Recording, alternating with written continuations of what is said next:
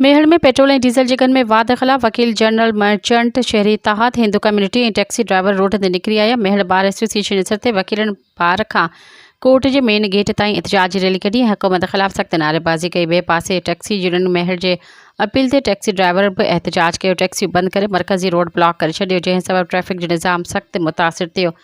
मुज़ाहिरीन अवामी न्यूज़ सां ॻाल्हाईंदे चयो त वफ़ाई गवर्नमेंट पेट्रोल में हिकिड़ो तमामु वॾो इज़ाफ़ो कयो आहे। 138 रुपया हिकु धक ते चाढ़िया अथई ऐं डीज़ल ते 184 रुपया वधायो अघु। हाणे पाकिस्तान जेके जिथां 12 अरब मुल्कनि खां जिथां वठे थो तेल ऐं पाड़ेसरी मुल्क बि वठनि था, पाड़ेसरी मुल्कनि जे कंहिं मुल्क उन तेल न वधायो आहे। पाकिस्तान एॾो वॾो इज़ाफ़ो कयो आहे, इन सां तमामु बुरा असर निकिरंदा। हीउ सॼो जेको समाज जो जेको फैब्रिक आहे उहो डिस्टर्ब थींदो, ज़वाल पज़ीर थींदो, तबाह थी वेंदो। हीउ जेको मज़दूर आहिनि, हारी आहिनि, हिकु त हारियुनि खे उन्हनि जा फसलुनि जा अघु कोन था मिलनि। ॿी ॻाल्हि त ही एतिरी महांगाई में माण्हू सर्वाइव न करे सघंदा ऐं तमामु ग़लति नतीजा निकिरंदा हिननि जा, ऐं असां उनजी भरपूर मज़म्मत था कयूं ऐं मुतालबो था करियूं वफ़ाई गवर्नमेंट खां त हीउ जेको अघु आहे फिलफोर वापसि वरितो वञे, न त ॿी सूरत में सिंध जा माण्हू, पाकिस्तान जा माण्हू रोडनि ते हूंदा ऐं हुकुमराननि जे गिचनि में हथु हूंदा हिननि जो। अॼु हीउ जेको एहतिजाज आहे असांजो ॾिठो वञे त हींअर पाकिस्तान जे अंदरि ऐं ख़ासि तौर ते सिंध जे अंदरि जेका माण्हुनि जी ज़िंदगी आहे उहा इंतिहाई मफ़लूज ज़िंदगी बणिजी चुकी आहे। माण्हू गुरबत जी शरह खां बि हेठि वारी ज़िंदगी गुज़ारनि था। हिकिड़ा त डेली वेजिस वारा माण्हू आहिनि ऐं ॿी जेके डेली वेजिस वारी जेका हिकिड़े वरी उहा आहे हवाई रोज़ी।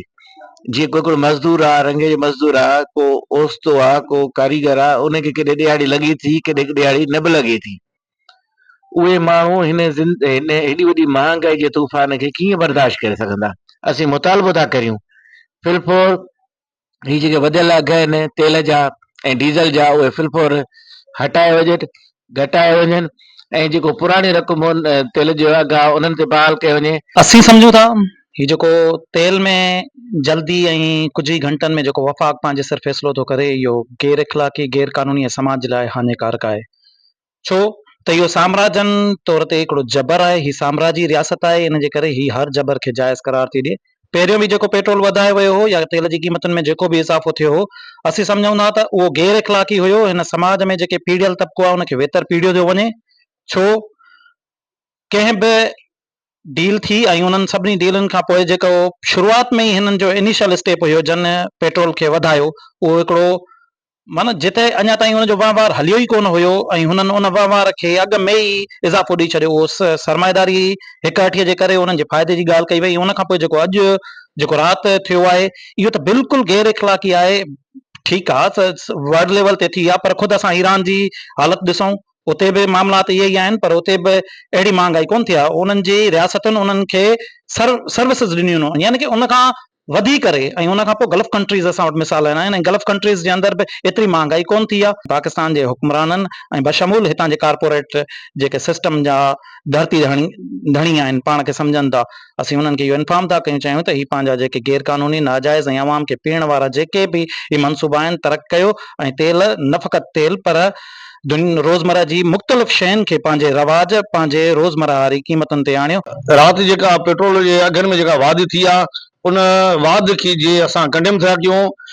तालका बार मेड़ जे जनरल सेक्रेटरी जे थ्रू पाण चऊं था त हीउ जेको मामिलो थियो आहे इहो तमामु ग़लति थियो आहे। हीअ जेका वाध थी आहे तमामु ग़लति थी आहे। हीअ वाध जेका आहे हीअ वाध न आहे, हिकिड़े क़िस्म जो ग़रीब अवाम जो क़त्लेआम कयो वियो आहे।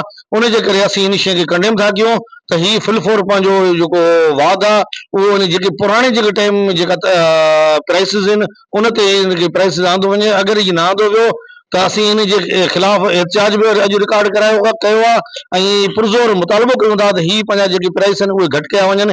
असां अपील था कयूं त महिरबानी करे जेको गैस पेट्रोल महांगो कयो अथई इहो पंहिंजो नोटिस वापसि वठे त असां ग़रीबनि जेको गुज़र सफ़र थिए। जंग ईरान में लॻी आहे, पाकिस्तान में कोन लॻी आहे। हे जहिड़ा हुकुमरान असांखे लॻा आहिनि ग़रीबनि खे त जहिड़ो ई असांखे मारनि था। असां ग़रीब काॾे वञूं?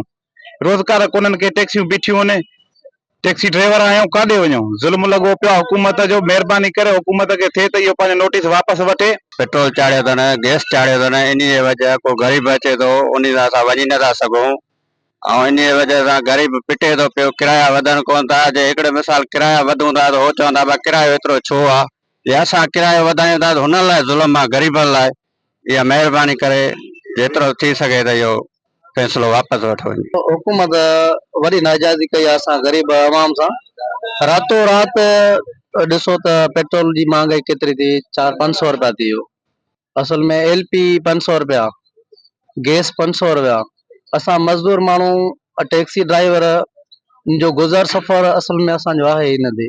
सॼो आवाम परेशान आहे। ॾिसो जेको बि कारोबार आहे हिनमहिल सभु कारोबार बंदि आहे। असांजी वज़ीर आला ऐं जेके बाला ऑफिसर आहिनि उन्हनि खे असांजो अर्ज़ु आहे त हीउ पंहिंजो जेको फ़ैसिलो आहे इहो वापसी वठनि। सब्सक्राइब कयो अवामी न्यूज़ HD खे ऐं ताज़ा तरीन ख़बरुनि लाइ ॾिसंदा रहो अवामी न्यूज़ HD।